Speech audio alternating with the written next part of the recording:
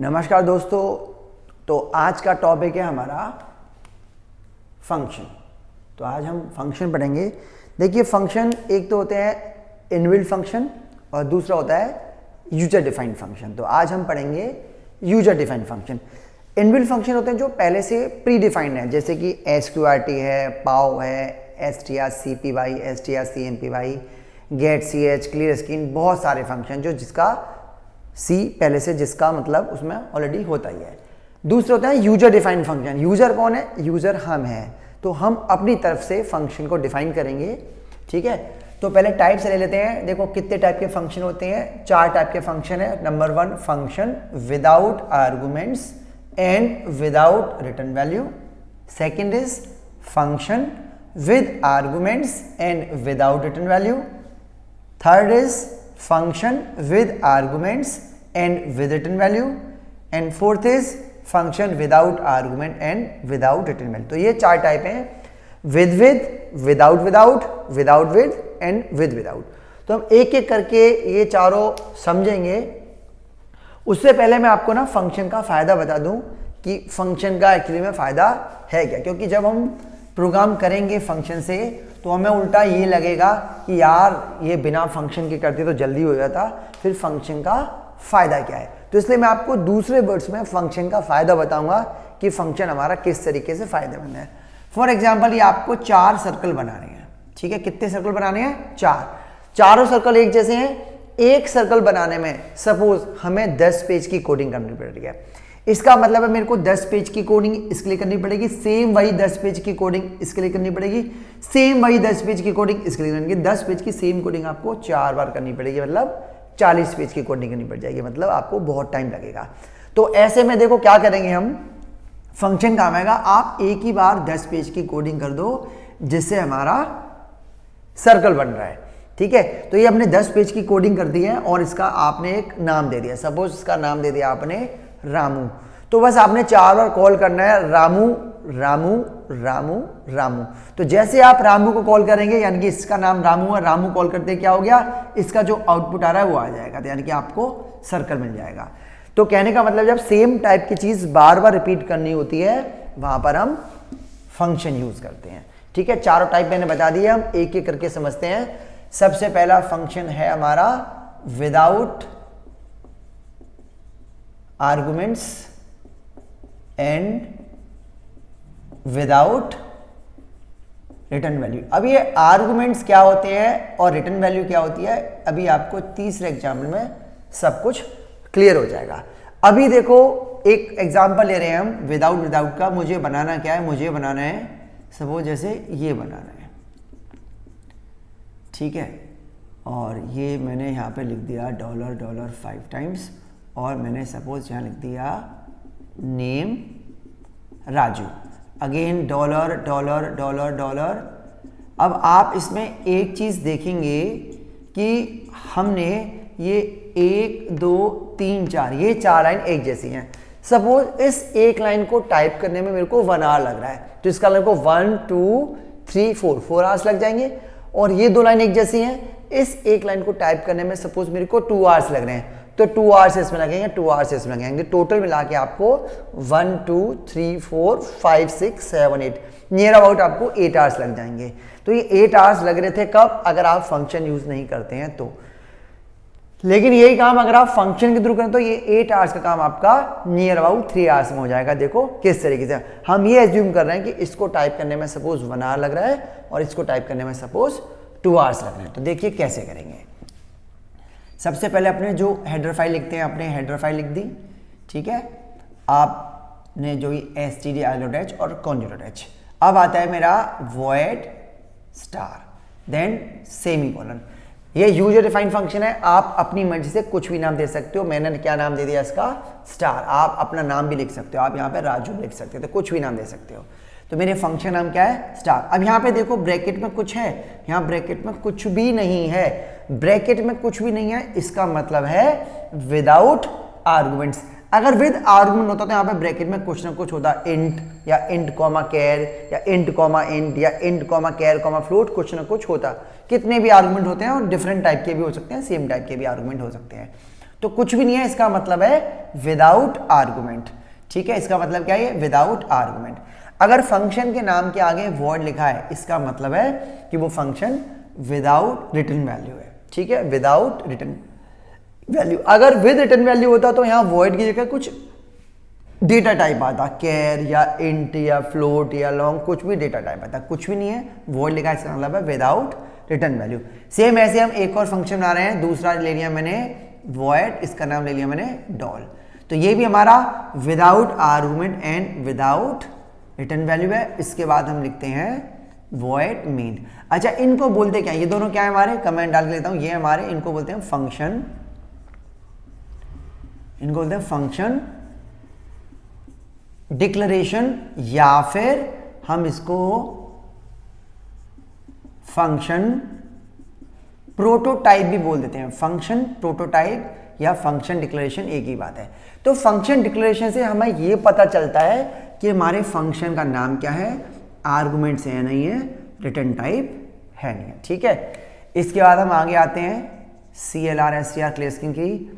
अब मैंने क्या किया, यहाँ पे ये स्टार, ये भी स्मॉल में है, ठीक है, स्टार, और फिर मैंने यहाँ लिख दिया, ये कॉल किया डॉल, और फिर मैंने यहाँ लिख दिया printf backslash n name Raju. उसके बाद अगेन डॉल, देन स्टार, ये हम फंक्शन कॉल कर रहे हैं, और ये हमने लास्ट में लगा दिया गेट ch, और ये जो आपका वॉइड मैंने इसका कर लिया ब्रेसेस क्लोज, ये वॉइड मीन क्लोज। ठीक है, अब आते हैं हम इसकी डेफिनेशन पे। तो इसी के नीचे आपने डेफिनेशन वाला पार्ट लिखना है, मेरे पास स्पेस नहीं तो मैं यहाँ पे यहाँ लिखता हूँ। ठीक है, ये जो आप लिख रहे हैं इसके नीचे आपने लिखना है। तो ये मैंने यहाँ पे लिख दिया वॉइड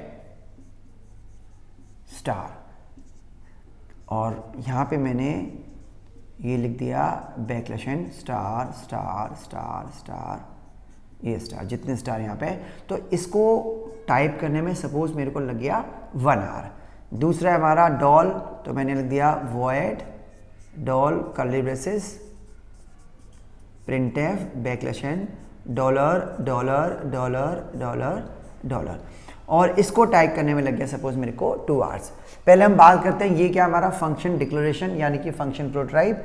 ना वॉइड मीन कितना, this this this this this and this, ये क्या है हमारे, इसको बोलते हैं हम कॉलिंग फंक्शन। ये हमारा कॉलिंग फंक्शन है।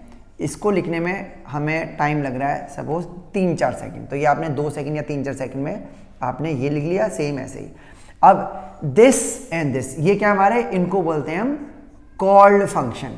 ठीक है, क्या बोलते हैं, कॉल्ड फंक्शन, या फिर हम इसको फंक्शन डेफिनेशन भी बोल देते हैं। फंक्शन डेफिनेशन बोलो या कॉल्ड फंक्शन बोलो, एक ही बात है। एक चीज का ध्यान रखना, फंक्शन डिक्लेरेशन में और कॉलिंग फंक्शन के आगे सेमी कॉलन आता है, और कॉल्ड फंक्शन के आगे सेमी कॉलन नहीं आता है। ठीक है, टर्मिनेटर नहीं आता यहाँ पर डिक्लेरेशन में, और कॉलिंग टाइम सेमी कॉलन आता है। अच्छा, इसको लिखने में हमारे को लगे 2 सेकंड, इसको लिखने में लगे 2 सेकंड। ठीक है, बट ये जो है इसको टाइप करने में आपको लग गया सपोज 1 आवर, इसको टाइप करने में लग गया आपको सपोज 2 आवर्स। अब समझते हैं, प्रोग्राम सबसे पहले वॉइड मेन से रन करेगा, क्लेस्किन हुआ, स्टार फंक्शन कॉल हो गया। ये क्या हमारा कॉलिंग फंक्शन, तो यहां से सीधा कहां पे जाएगा, यहां से सीधा जाएगा आपका किसके पास, कॉलिंग फंक्शन, कॉल्ड फंक्शन के पास, यानी कि यहां से यहां पर गए। तो ये तो मैंने 2 सेकंड में लिख दिया स्टार, यहां से आ गए कहां पर, यहां पर, तो ये आपको 1 घंटे का आउटपुट ये मिल गया। फिर कॉल होने का वापस हम यहां पर आते हैं, फिर से मैंने स्टार फंक्शन कॉल किया, फिर से ये यहां से कहां पे जाएगा, इसी के पास जाएगा, और ये मेरे को फिर से 1 घंटे का आउटपुट 2 सेकंड के अंदर मिल गया। वापस आए, अब क्या किया हमने, डॉल फंक्शन कॉल किया, यानी कि यहां से सीधा कहां पे जाएगा, इस वाले डॉल वाले फंक्शन के पास जाएगा, और ये आपने 2 सेकंड में लिखा डॉल, और यहाँ पे ये मेरे को 2 घंटे का आउटपुट 2 सेकंड के अंदर मिल गया। वापस आए, नेम राजू, ये हमने जो नेम राजू लिखा ये एज इट इज ये आ गया। वापस आते हैं डॉल से, फिर से डॉलर वाला फंक्शन कॉल हो गया, तो ये लाइन आपकी ये 2 सेकंड के अंदर मिल गया, 2 घंटे का आपका काम। स्टार से फिर से स्टार वाला फंक्शन कॉल हो जाएगा, तो ये लाइन आ जाएगी। फिर वापस आए, स्टार से फिर से स्टार वाला फंक्शन होगा, फिर आपको ये लाइन हो गई। तो कहने का मतलब है आपने बस एक बार 1 आवर 2 आवर लगा के उसकी डेफिनेशन लिख दी, उसके बाद आपको जब भी उसकी ज़रूरत पड़ेगी आप सिर्फ उसे कॉल कर लेंगे 2-3 सेकंड के अंदर। तो मेरा मेन टारगेट आपको ये समझाना था कि फंक्शन डिक्लेरेशन क्या होता है, कॉलिंग फंक्शन क्या होता है और कॉल्ड फंक्शन क्या होता है।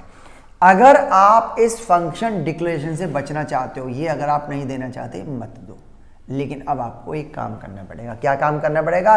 ये जो फंक्शन की डेफिनेशन है आपको इसको वॉइड मेन के ऊपर लिखना पड़ेगा। अगर आप फंक्शन की डेफिनेशन वॉइड मेन के ऊपर लिखते हैं तो डिक्लेरेशन की कोई भी ज़रूरत नहीं है।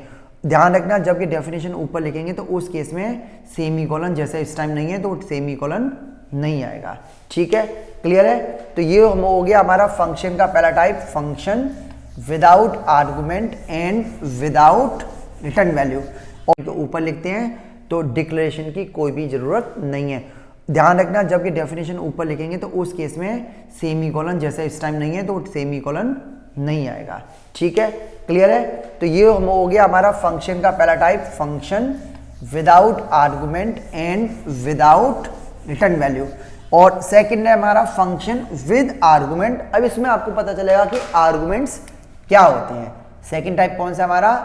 With argument and without return value. और हम प्रोग्राम बना रहे हैं इसके अंदर कौन सा? सम ऑफ 2 नंबर का। हम बना रहे हैं कौन सा? सम ऑफ 2 नंबर्स का ये हम प्रोग्राम बना लेते हैं। तो देखिए कैसे बनाएंगे। सबसे पहले वही आपने जो हेडर फाइल लिखनी है लिख दी। वॉइड फंक्शन नाम ले लिया मैंने, सपोज सुमो ले लिया, कुछ भी नाम ले सकते हैं, मैंने सुमो ले लिया। ठीक है, और मैंने यहाँ लिख दिया इंट कॉमा इंट। ये मैंने 2 आर्गुमेंट्स लिए, ये हो गया विद आर्गुमेंट। ये मैंने 2 आर्गुमेंट इंटीजर टाइप के क्यों लिए? क्योंकि मेरे को 2 इंटीजर टाइप के वेरिएबल का मेरे को सम करना है। ठीक है, और ये वॉइड का मतलब है फंक्शन वैल्यू रिटर्न नहीं कर रहा है। इसके बाद में आ गया आपका void main curly braces, clear screen का इंटीजर a कॉमा b ले लिया। अब इसके बाद आपने कर दिया CLR SAR। हम यहाँ पे 2 नंबर एंटर करा दें, प्रिंटफ एंटर 2 नंबर्स। और ये हमने कर दिया scanf %d %d %a, %b। ये आपने 2 नंबर लगा दिए। अब हम यहाँ से फंक्शन कॉल कर देंगे, फंक्शन नाम, और ये आपके आ गए आर्गुमेंट्स। और ये हमने यहाँ पे केट चीज लगा के इसको क्लोज कर दिया। अब आते हैं इसकी डेफिनेशन वाले पार्ट पर, वो हम यहाँ लिख देते हैं वॉइड फंक्शनल, आपने Sumo int x comma int y। यहाँ पे एक वेरिएबल ले लिया आपने z के अंदर आपने क्या किया? x और y का सम करा दिया। और यहाँ पर आप प्रिंट करा देंगे printf sum is equals to %d comma z। अब ध्यान से समझना, इसमें मैं आपको कुछ चीज़ें बताऊंगा जो नॉर्मली प्लेसमेंट में भी पूछ ले जाते हैं। ये हमारा फंक्शन कौन सा है? वॉइड मेन के अंदर जो फंक्शन होता है वो होता है हमारा कॉलिंग फंक्शन। और वॉइड मेन के बाहर वाला ये क्या है? हमारा ये कॉलिंग फंक्शन है, सॉरी ये कॉलिंग फंक्शन है, और ये हमारा कॉल्ड फंक्शन है। तो जो कॉलिंग फंक्शन के अंदर आर्गुमेंट्स जो होते हैं उनको बोलते हैं हम एक्चुअल आर्गुमेंट्स या फिर आर्गुमेंट्स। ठीक है, क्या बोलते हैं हम? आर्गुमेंट्स बोलो या फिर एक्चुअल आर्गुमेंट्स बोलो, एक ही बात है। और जो कॉल्ड फंक्शन के अंदर आर्गुमेंट्स होते हैं उनको बोलते हैं हम क्या? फॉर्मल आर्गुमेंट्स, या फिर आप इसको पैरामीटर भी बोल देते हैं। ठीक है ना, पैरामीटर्स। ये एग्जाम में बहुत पूछा जाता है, difference between arguments and parameter, या difference between actual arguments and formal arguments. तो arguments inside the calling function are called actual arguments, and arguments inside the called function are called formal arguments और parameter. ठीक है, अच्छा अब पहले इसकी working करते हैं, फिर मैं बताऊंगा इसमें और क्या क्या चीजें बन सकती थी। सबसे पहले देखो with argument without return value. Function के नाम के आगे फॉर लिखा मतलब विदाउट रिटर्न वैल्यू। फंक्शन में आर्गुमेंट दे रखे मतलब विद आर्गुमेंट, तो with argument without return value. अब क्या किया आपने? 2 नंबर इनपुट कराए, ए एंड बी आपने नंबर इनपुट करा दिए। सुमो भी आपने फंक्शन कॉल किया। जब भी आप फंक्शन कॉल करेंगे तो जितने आर्गुमेंट्स अभी यहाँ पर हैं उतने आर्गुमेंट्स आपके यहाँ पर आएंगे और कॉरस्पॉन्डिंग वैल्यू कॉपी हो जाएगी। मतलब फर्स्ट वैल्यू ए जो है वो चला जाएगा किसमें? एक्स के अंदर। दूसरी वैल्यू बी की वैल्यू किस में जाएगी? वाई के अंदर। तो ए की वैल्यू चलेगी एक्स के अंदर और बी की वैल्यू चलेगी वाई के अंदर। अब आपने क्या किया, एक तीसरा वेरिएबल लिया z के अंदर आपने क्या कर दिया, x और y का सम आपने z में करवा दिया और आपने z यहाँ पे आपको डिस्प्ले करा दिया। अब मेरे यहाँ पर दो क्वेश्चन उठ रहे हैं। पहला ये कि यहाँ पर मैंने नाम नहीं लिखा, मैंने सिर्फ यहाँ पर int कॉमा int लिखा है, तो क्या मैं यहाँ पर नाम लिख सकता हूँ वेरिएबल्स का? अगर नाम लिख सकते तो कौन सा नाम दें, एक्चुअल वाला int a int b, या फॉर्मल वाला int x int y, या कुछ तीसरा ले लें int l int m? तो देखो यहाँ पे सबसे पहली चीज नाम लिखना ऑप्शनल, ना लिखो सबसे बढ़िया। लिखना ही है तो कौन सा नाम लिख सकते हैं, फॉर्मल वाले, यानी कि int x comma int y। याद कैसे रहेगा आपको, अगर मैं डिक्लेरेशन नहीं देता, डायरेक्ट डेफिनेशन लिखता, तो ये डेफिनेशन जो है आपकी ऊपर यहाँ पे आ गई होती है, यानी कि एक तरीके से ये x y यहाँ पर आपका आ गया होता। पहली चीज। दूसरी चीज, क्या एक्चुअल आर्गुमेंट्स और फॉर्मल आर्गुमेंट सेम हो सकता है? जैसे मैंने यहाँ पे a b लिखा है, क्या मैं यहाँ पर int a comma int b लिख सकता हूं? यस, आप लिखना चाहें तो लिख सकते हो, बट लिखना मत, बेटर है डिफरेंट नाम रखो, बेटर है, क्योंकि कंफ्यूजन ना हो ना इस वजह से, ठीक है ना, कि आप कंफ्यूज ना हो जाए। क्योंकि देखो यहां पर क्या है कि जैसे मेन भी अपने आप में फंक्शन है, सुमो भी अपने आप में फंक्शन है, ए और बी को मैंने मेन में डिक्लेयर कर रखा है, तो ए और बी जो है वो मेन के लोकल वेरिएबल्स हैं। ए और बी का स्कोप सिर्फ मेन के अंदर ही है, मैं इस ए बी को यहां पर एक्सेस नहीं कर सकता। एक्स वाई जेड जो है वो सुमो के लोकल वेरिएबल्स हैं, एक्स वाई जेड का स्कोप सिर्फ इस सुमो फंक्शन के अंदर ही है, एक्स वाई जेड को मैं यहां पर एक्सेस नहीं कर सकता। लेकिन अगर आपने यहां लिखा int a comma int b, तो यानी कि ये तो मैंने नए ए बी लिए, ये ए बी अलग है, ये वाले ए बी अलग हैं, तो फिर मैं यहाँ पे लिखना पड़ेगा z equal to a plus b. मैं तो ये वाले ए बी का सम कर रहा हूँ, तो कंफ्यूजन ना हो कहीं ये वाले ए बी तो नहीं है, हालांकि वैल्यूज तो उसी की गई है, बट वो वेरिएबल का नाम अलग है, ये वेरिएबल का नाम अलग है, तो नाम डिफरेंट रखो, बेटर है, ठीक है। तो सेम नाम दे भी देंगे तो भी कोई दिक्कत नहीं है। जैसे एक ही घर में क्या दो सगे भाइयों के नाम सेम हो सकते हैं, बताओ? यस, बिल्कुल हो सकते हैं। लेकिन क्या आप ऐसा कोई घर जानते हो जिसमें दो सगे भाइयों का नाम सेम है? नहीं है। क्यों? कंफ्यूजन ना, उसलिए कभी नाम बुलाया, एक को बुलाएंगे दोनों आएंगे, कभी दोनों में से कोई नहीं आएगा। तो नाम डिफरेंट रखो, बेटर है, ठीक है, क्लियर। तो ये हो गया हमारा with argument and without return value. Second, अब देखो इसी में करेक्शन कर दूंगा मैं। थर्ड है हमारा with argument and with return value. इसमें देखो मैं कहां पे चेंज करूंगा वो आप देखना। एक तो यहां पे ये वॉइड हट जाएगा, वॉइड की जगह हमारा आ जाएगा यहां पर इंट, तो यहां पे वॉइड हट गया तो यहां पे भी वॉइड हट जाएगा, तो यहां पर हम लिख देंगे इंट, ठीक। पहली चीज तो ये आ जाएगी, फंक्शन रिटर्न टाइप इंटीजर क्यों नहीं है, क्योंकि हम इंटीजर टाइप की वैल्यू रिटर्न करेंगे। और एक चीज क्या हो जाएगी, यहां पर जो आप प्रिंट करा रहे हो जेड, प्रिंट करने की जगह हम यहां पे क्या लिखेंगे, रिटर्न करा देंगे जेड। अब देखो क्या होगा, ये आपने दो नंबर लिए, एंटर कराया दो number a and b, sum of A b से क्या होगा, ए की वैल्यू जाएगी एक्स में, बी की वैल्यू गई वाई में, जेड के अंदर एक्स वाई का सम कराया, रिटर्न करा दिया आपने जेड। जेड इन होकर किस में आएगा, इसी फंक्शन में आएगा। अब आपको इसको रिसीवर भी चाहिए, तो ये जो वैल्यू रिटर्न होकर आएगी उसको आप किसी वेरिएबल में साइन कर देना। तो यहाँ पर हम एक वेरिएबल लेते हैं सी, और हम यहाँ लिख देंगे C is equal to sum of A B. तो अब क्या होगा, तो जो a की वैल्यू x में, b की वैल्यू जो y में गई थी, और उनका सम होके रिटर्न होके वापस जो आया वो c में चला गया। अब यानी कि अब आप सम यहाँ पे प्रिंट करा देंगे, print f sum is equals to percentage d comma c, और देन गेट ch, ठीक है, क्लियर है। तो ये हमने क्या किया, यहाँ पे दो, ये देखो with argument with return value, दो नंबर इनपुट कराए ए एंड बी, ये फंक्शन कॉल किया, ए गया x में, b की ले गई y में, x y का सम आपने z में डाल दिया, z रिटर्न के वापस इसमें आया, वैल्यू सेंड कर दी वो सम की वैल्यू c में, और यहाँ पे आपने c को डिस्प्ले करा दिया। तो ये हो गया हमारा with argument and with return value, ठीक है। फॉर्मेट कुछ नहीं है, सिंपल सा है। एक मैं क्वेश्चन ले रहा हूँ सपोज, एक जिससे कि आपको थोड़ा अच्छे से समझ में और आ जाएगा। ये हम प्रोग्राम बना रहे हैं with argument with return value कर रहे हैं, लेकिन हम प्रोग्राम बना रहे हैं फैक्टोरियल ऑफ ए नंबर, ठीक है ना। तो अब आपको देखना पड़ेगा कि कितने आर्गुमेंट्स आएंगे। अब आपको क्या है, क्या करना है इसमें, एक तो आपका यहाँ पर एक ही आर्गुमेंट आएगा, क्योंकि मेरे को एक नंबर का फैक्टर निकालना है, ठीक है। यहाँ पर आपने दो नंबर इनपुट नहीं कराना है, यहाँ पर आपने सिर्फ क्या करना है, एंटर ए नंबर, एक नंबर एंटर करा दिया, ठीक। बेटर ये रहेगा, इसमें मैं इसी में करेक्शन करूंगा, तो आप कंफ्यूज ना हो जाएं कि कहाँ कैसे चेंज हो रहा है। मैं इसको बेटर है स्टार्टिंग से दोबारा बना दो। ठीक है, तो फैक्टोरियल का प्रोग्राम बना रहे हैं हम with argument and with return value. इसी में बता दूंगा विदाउट रिटर्न वैल्यू होता तो क्या करते हैं। ये आपने हेडर फाइल लिख दी, इंट फंक्शन का नाम ले लिया मैंने यहाँ पे फैक्ट और इंट।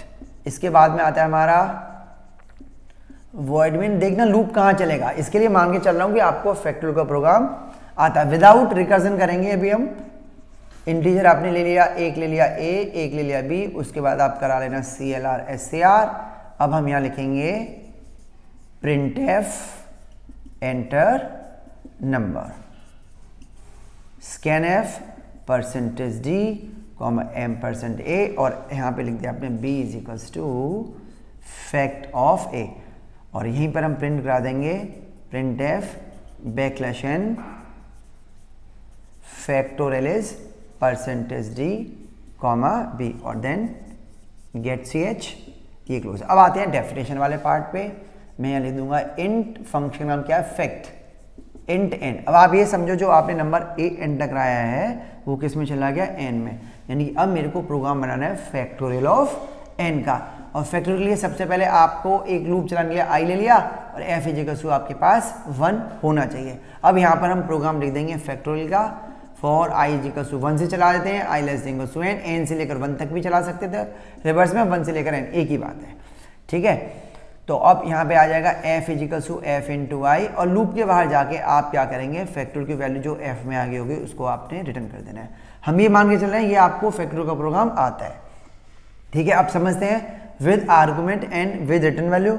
ये आपने नंबर एंटर कराया, b is equal to fact a जाएगा आपका n के अंदर, और ये हमने कोडिंग कर दी है फैक्टोरियल की, फैक्टोरियल कैलकुलेट होके f में आ जाएगा, और आपने f की रिटर्न करा के किस में भेज दी उसी फंक्शन में वापस, और वो आप असाइन कर देंगे b में, और फिर आपने यहाँ पे b को डिस्प्ले करा दिया।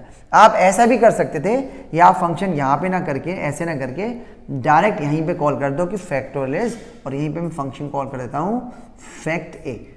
इसमें अब आपको b की जरूरत नहीं पड़ेगी, ये लिखने की जरूरत नहीं है, factorial is %d, fact of a। तो ये a जो है जाएगा n में, सेम वही कैलकुलेट करके रिटर्न होके वापस आएगा, यहीं पर आप डायरेक्ट डिस्प्ले करवा देंगे। इसी को विदाउट रिटर्न वैल्यू करना होता तो आपने इंट की जगह यहाँ पे वॉइड लिखना है, इंट की जगह यहाँ पे वॉइड करना है, और यहाँ पर रिटर्न f की जगह f की वैल्यू प्रिंट करा देनी है, और यहाँ पर सिर्फ फंक्शन कॉल कर देंगे। सिर्फ कौन सी लाइन आ जाएगी हमारी, सिर्फ ये लाइन आ जाएगी फैक्ट ऑफ a, और उस केस में फिर ये लाइन हमारी नहीं आएगी। ठीक है, क्लियर है। तो ये हो गया हमारा with argument and with return value, and with argument without return value factorial of A number. एक ना कुछ वेरिएशन, एक सिंपल सा क्वेश्चन ले रहा हूँ, दिखने में सुनने में लगेगा कि ये तो बहुत आसान है, इसमें कौन सी बड़ी बात है, लेकिन जब आप करेंगे तो ठीक है। आप समझते हैं with argument and with return value.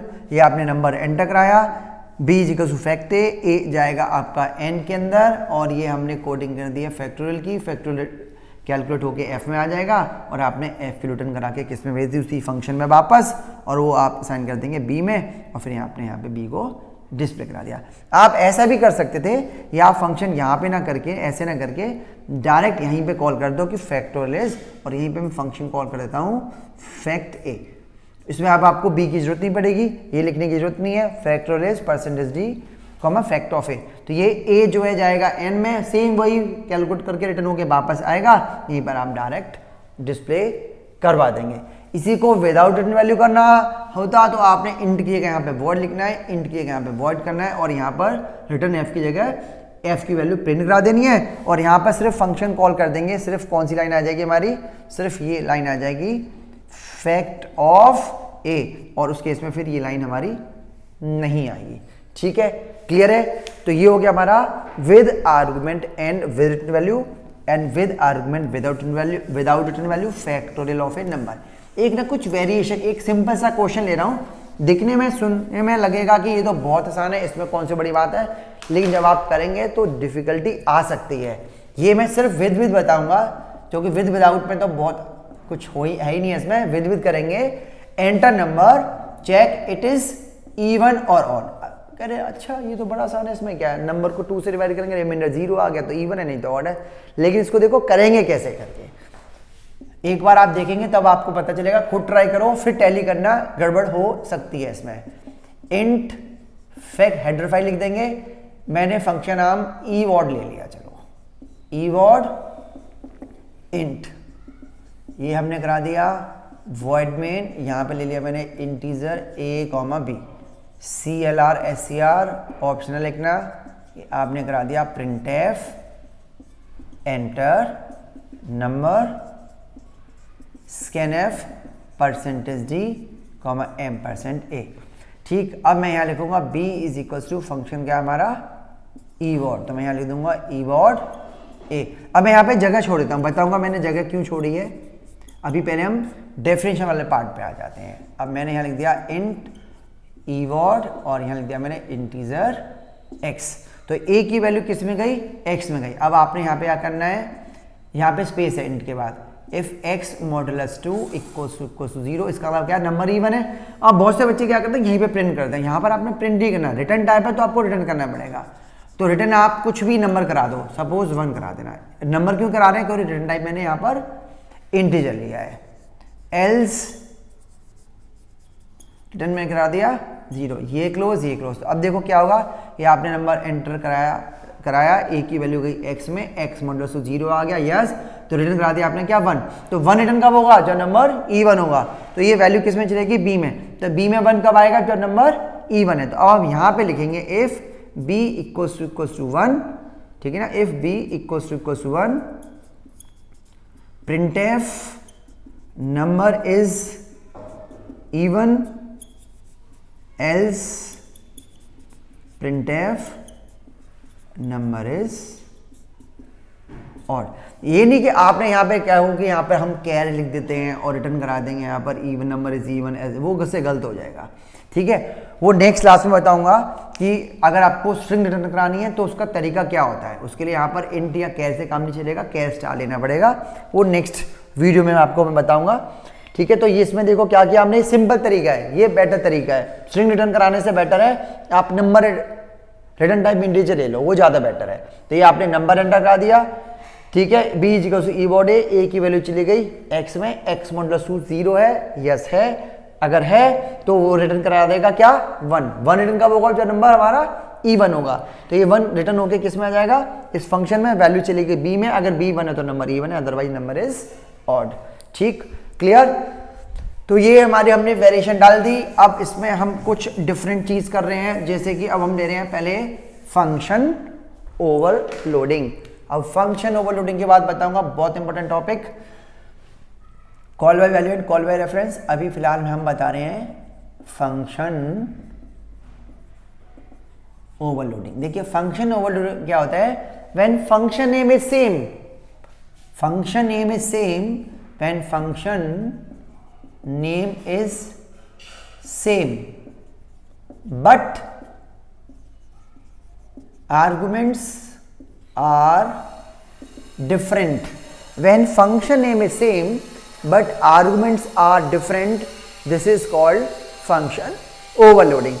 अब इसका एग्जांपल लेते हैं जैसे मैंने क्या किया, यहां पे ले लिया void फंक्शन, हम ले लिया मैंने suppose sumo int comma int, दूसरा मैंने फंक्शन ले लिया, फंक्शन आपको सेम लेना पड़ेगा, sumo लेना पड़ेगा, आर्गुमेंट डिफरेंट कर देते हैं, टाइप या फिर नंबर ऑफ आर्गुमेंट, तो मैंने इंट ले लिया, ठीक है। तो अच्छा, अगर आप यहाँ पे void Sumo int int int Sumo int int, वो नहीं बनाएगा, रिटर्न टाइप से पता नहीं चलता रिटर्न उसका फंक्शन ओवरलोडिंग का। अब आ गया हमारा वॉइड मेन। अब हमने यहाँ पे क्या किया, CLR SCR, मैंने यहाँ से फंक्शन कॉल कर दिया सुमो 2,5, एक और मैंने फंक्शन ले लिया सुमो सपोज 5 लिख दिया यहाँ पे, गेट ch और देन क्लोज। अब आते हैं इसकी डेफिनेशन पे, मैंने यहां लिख दिया।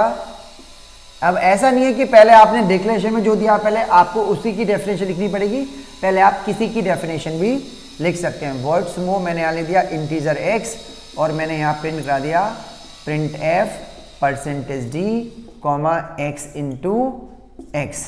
दूसरा हो गया हमारा void Sumo int x comma int y और यहाँ पे मैंने करवा दिया print F %d comma x into y। अब देखो function name is same, function name same है बट आर्गुमेंट्स आर डिफरेंट, इसमें 2 आर्गुमेंट है, इसमें 1 है। या फिर आपने इंट कॉमा इंट लिया तो इंट कॉमा क्या है, कुछ ना कुछ डिफरेंस जरूर होना चाहिए।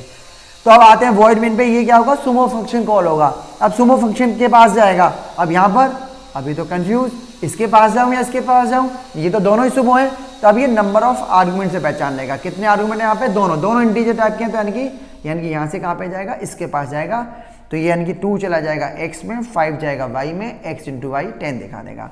वापस लौट क्या है, सुमो फंक्शन फिर से कॉल हुआ, यानी कि यहाँ से सीधा कहाँ पे जाएगा, अब इसके पास जाएगा एक आर्गुमेंट वाले के पास, यानी कि 5 की वैल्यू चलेगी x में, x इंटू एक्स यानी कि 25 ये डिस्प्ले कर देगा। ठीक है, क्लियर है।